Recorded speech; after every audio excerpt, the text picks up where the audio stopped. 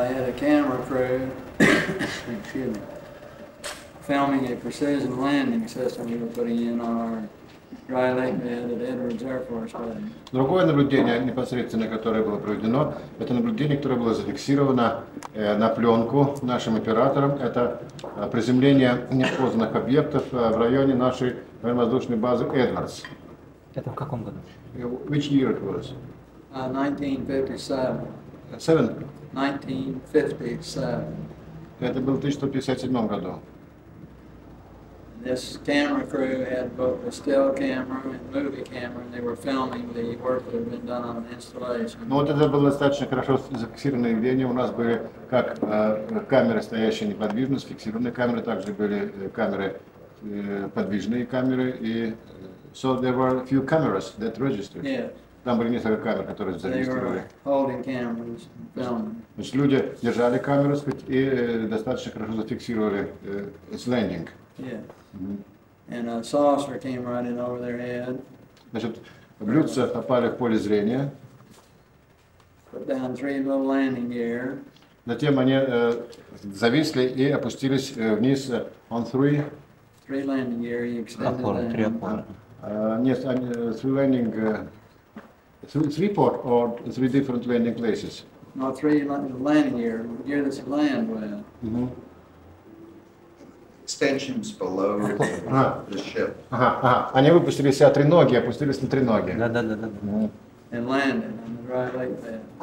Значит, и приземлились на более-менее ровное место. И он сам это видел своими глазами. And did you observe yourself this? No, I was in the office. Он в это время находился в офисе. About 2 blocks away.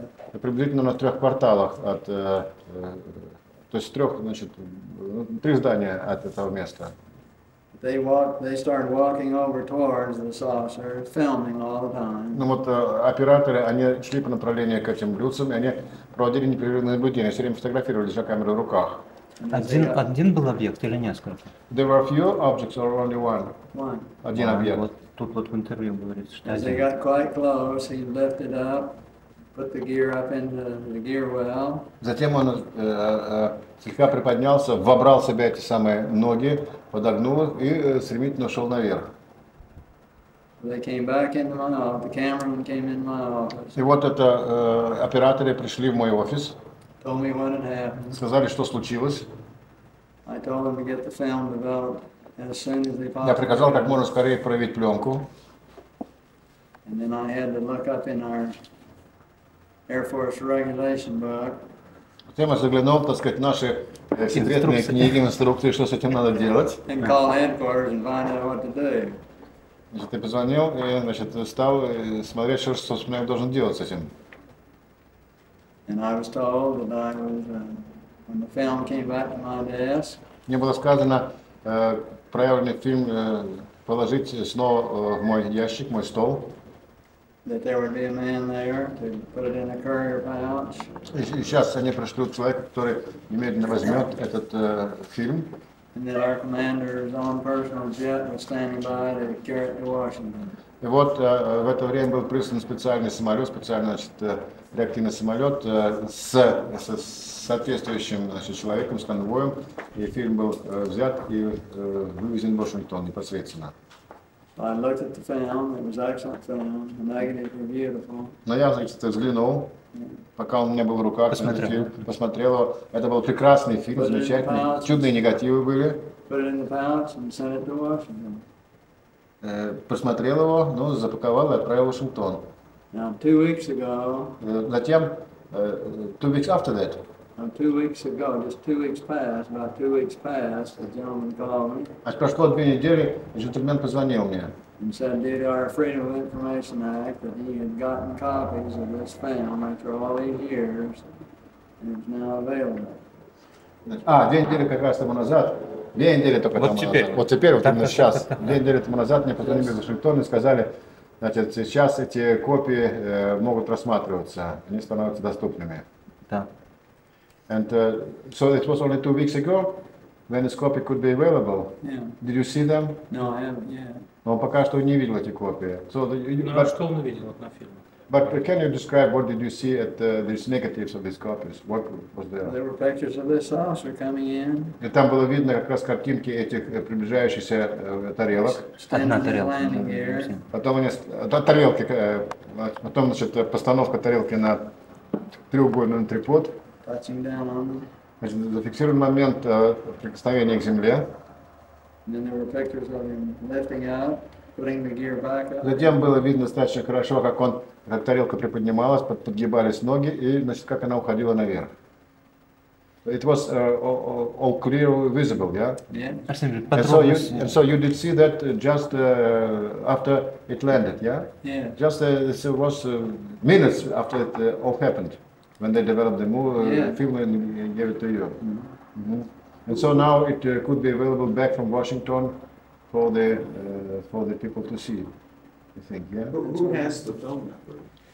I don't know, this man called me and said he'd be getting back in touch with me. He just had gone through a long process through the Арсений Борисович, спросите, пожалуйста, And he он did all разглядел the какие-нибудь environments under the детали этой тарелки, не просто корпус? Там же иллюминатор, там в журнале написано, что там иллюминатор. Каким образом? Какие признаки, что это? I don't think they were classified. I think it's Сейчас, just by сейчас the просто drawer посмотрим. somewhere. Gordon, did you recognize any kind of the details on the saucer? Any kind of illuminators, windows, some lightning emerging out of that, or it Well, was I just didn't have only... time to look at it that carefully. There was a general on the phone on the other end. Я не мог рассмотреть очень тщательно, потому что это очень нервный момент был в это время, так сказать, генерал орал мне в трубку по телефону, я только увидел, так сказать, образ этого объекта. He was rushing me to, I was only a lieutenant, and so he was rushing me to, Значит, я был, так сказать, всего-навсего лейтенант, он орал на меня, чтобы как можно скорее, сказать, доставил это, не разглядывал. Окей.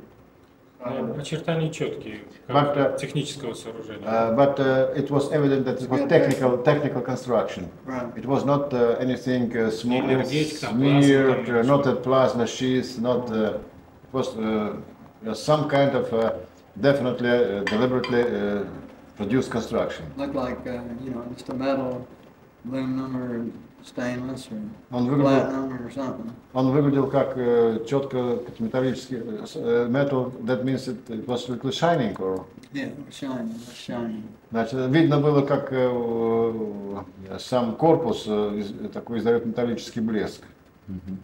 Сражение. But were there any kind of radar observations at that time? Other observations?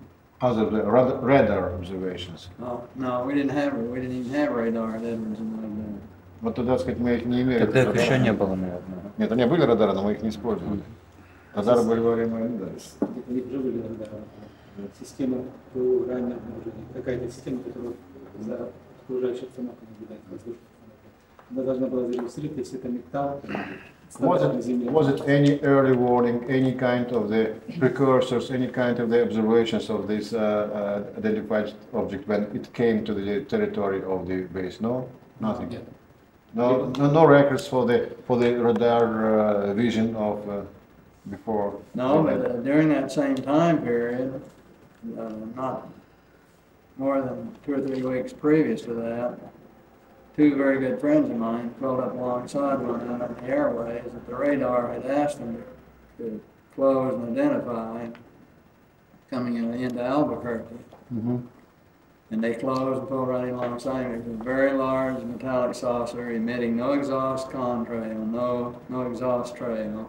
Значит, вот в нашем случае радарных наблюдений не было, но вот мои очень близкие друзья, которые служили на военно-воздушной базе недалеко от Альбукерка, в Нью-Мексико, они видели радарные изображения. Эти радарные изображения показали, что объект имеет очень большие размеры, что они, так сказать, хорошо отражают, металлические. These were 2 old. Радары четко зарегистрировали сам факт появления объектов именно с координатами такими-то. Потому что там могло быть что-нибудь другое. С этими координатами объекты, перемещающиеся, взлет-посадка. Вот Этот случай они не фиксировали. Этот случай не фиксировался. В другом случае, вот его друзья передавали, что они имели радарные изображения объектов, которые передвигающихся объектов, и они были металлическими, они имели очень большие размеры. У нас на Пулку в марте тоже было. На А радаре. дальше его как? Вот здесь После того, Минуточку, момент взлета, момент посадки, когда люди непосредственно были достаточно близко, там, 500 метров, 600. 50 метров были операторы. Даже 50. Ну так написано. Следы энергетики. Видимо, взлет, посадка — это наиболее тяжелый режим для... Anyway, the point is, the radar had in, the radar was working on that one. It was reading him loud and clear on the radar. I didn't understand. Repeat it. The radar, the control center was reading that particular spacecraft, extraterrestrial craft. They were reading him good on radar. In this particular case, Although two friends of mine just before. Вот в другом случае, сказать, было точное, четкое наблюдение радаров со всеми координатами, и было видно, что вот передвижение этих объектов не приводит к образованию какого-нибудь хвоста, трейса за ним, нет выхлопа, так сказать, это четкое изображение, передвигающееся без видимого, значит, выхлопа. But at our center, our test center, we didn't use radar that much because we had these test airplanes always landing and taking off. А в нашем случае, вообще говоря, в то время у нас на нашей базе не было такой радарной службы. Мы были, так сказать, испытательная группа, которая, так сказать, не занимались вот этими делами. Ну, сказать, взлетали, садились, и, скажем, у нас это очень была слабая развита, поэтому мы их не наблюдали. And we would use our radar when we were making a speed run or something like that, but not just for normal. Значит, мы обычно использовали радары для того, чтобы определить, скажем, максимальную скорость, которую набирал самолет при правее между двумя пробными пунктами, но в обычной службе радары не использовались. My apologies, I must excuse myself. I'll see you tomorrow. Okay, you guys have fun. Talk to you later. До свидания. До свидания. До свидания. Bye. И еще про энергетику. Если люди были непосредственно близости, то как-то они должны считать струи там или что.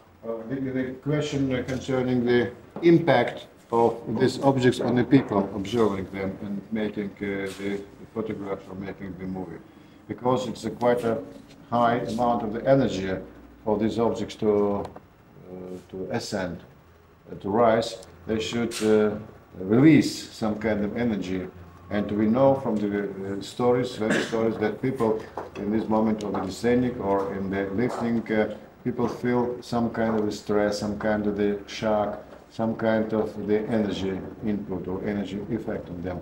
Did this cameraman report it on some kind of the influence, some kind of the psychological or maybe the physical experience? No, they didn't. They were used to operating in a very noisy environment. Because they would, in those days, we'd be filming the nozzles of a turbine engine running. The cameraman might be back there filming with all that noise beating on him, and he was used to all this, you know, a lot of noise and У нас, конечно, vibration. наши ребята, они были, это ребята, технические операторы, которые занимались, значит, техническими исследованиями. Они снимали очень близко, значит, выхлопы испытательных реактивных самолетов, прямо залезали с этими аппаратами, значит, чуть не в турбину. Они привыкли к очень большим воздействиям звуковым, световым, слуховым, сказать, и на них тарелочка не произвела абсолютно никакого впечатления, сказать, отличного от того, что они имели раньше.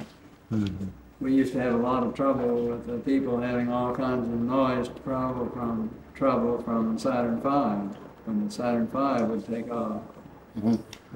Вот в отличие, скажем, от этих самых от неопознанных объектов, наоборот, сказать, очень сильное влияние на людей оказывали запуски нормальных ракет. Например, мы имели очень серьезные медицинские проблемы с запуском ракеты Сатурн-5, когда возникало колоссальное, сказать, звуковое поле, давление, и люди просто страдали от этого. But you do not know any effects, influence of these flying saucers on the people? Нет, они неизвестны, не зарегистрированы.